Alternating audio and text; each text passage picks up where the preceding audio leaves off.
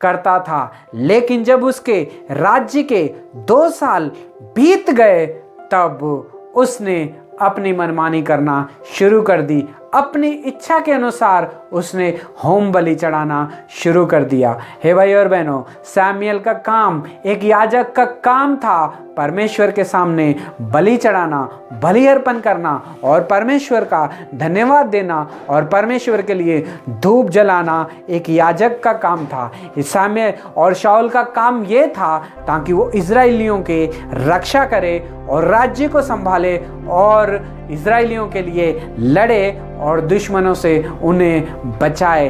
बल्कि उसका काम ये नहीं था कि परमेश्वर के सामने होम बलि, मेल बलि चढ़ाए। हे भाई और बहनों, इस वचन के द्वारा परमेश्वर हमसे बात कर रहा है। जब हम पहले जब हमारे जीवन में कोई अधिकार देता है या हमें कोई अधिकारी बनाता है, उस टाइम पे हमारा जीवन जो है बहुत ही दीनता के साथ, नम्रता के साथ हम उस चीज को स्वीकार करते हैं कि परमेश्वर ने मुझ जैसे तुच्छ को ये सब किया। और जब बन जाते हैं, जब वो अधिकार हमें मिल जाता है, फिर हम थोड़े दिन तक परमेश्वर के साथ भरोसे पे रहते हैं, जाके लोगों से प्रार्थना कराते हैं, जाके लोगों को कहते हैं हमारे लिए प्रार्थना करो, हमारे लिए वो करो, ये करो करके हम पूरी दीनता के साथ परमेश्वर के लोगों के साथ जुड़े रहते हैं। लेकिन जैसे जैसे हम विश्वास में बढ़ते जाते हैं, जैसा जैसा हमारा राज्य बढ़ते जाता है, जैसे जैसे हमारा होदा बढ़ते जाता है, वैसे वैसे हमारी चाल जो है बिगड़ते जाती है। जैसे कि अपनी मर्जी करना, फिर सोचते हैं अब किसी के पास जाने की जरूरत नहीं है, अब तो मेरे पास सब कुछ है, अब मैं ही जाके सीधा परमेश्वर के सामने घुटने टेकूंगा और लोगों के सर के ऊपर हाथ रख के प्रार्थना करूंगा और लोगों को आशीषें दूंगा। हे भाई और बहनों, परमेश्वर ने हमें किस लिए चुना है? परमेश्वर ने इस चीज का जानना बहुत ही जरूरी है। शाऊल को इसलिए चुना था ताकि वो राज्य करे और इजराइलियों के लिए लड़े। हे भाई और बहनों, शाऊल का अभिषेक इसलिए हुआ था ताकि वो राजा बने। हे भाई और बहनों, शामुएल को परमेश्वर ने किस लिए चुना था?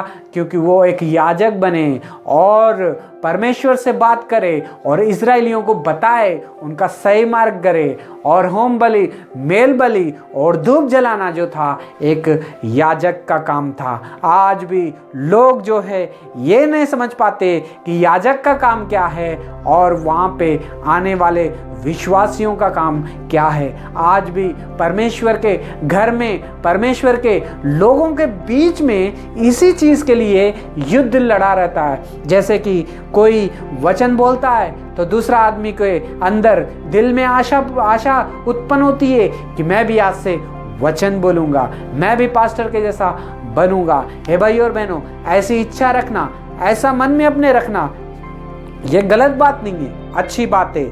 लेकिन परमेश्वर के चुने हुए लोग जो हैं, अभिषेक किए हुए जो लोग हैं, जिनका परमेश्वर के घर में कुछ काम होता है, अगर वही कामों को हम भी अगर करने लग जाएंगे तो भाई और बहनों, हमारे जीवन में भी वही होगा। आज परमेश्वर के वचन के द्वारा आज परमेश्वर हमसे बात कर रहा है। यहाँ पे इंतजार शाऊल ने नहीं किया सैमुएल का। हे भाई और बहनों, हमारे जीवनों में भी जब परीक्षा आती है, जब परीक्षा घड़ी आ जाती है, जब समय ठहराया जाता है, कभी कभी हम लोग वो समय का इंतजार नहीं करते हैं, वो समय के ऊपर ठहरते नहीं हैं। अरे अब मुसीबत और आगे बढ़ते जा रही है, अब मेरे से और कंट्रोल नहीं होता, मैं जाके वहाँ खड़ा हो जाऊँगा, मैं जाके उसे हटा दूँगा, मैं जाके वो कर दूँगा, मैं जाके ये कर दूँगा। अब बस बहुत हो गया, और कितने साल मेरे से बर्दाश्त नहीं होता,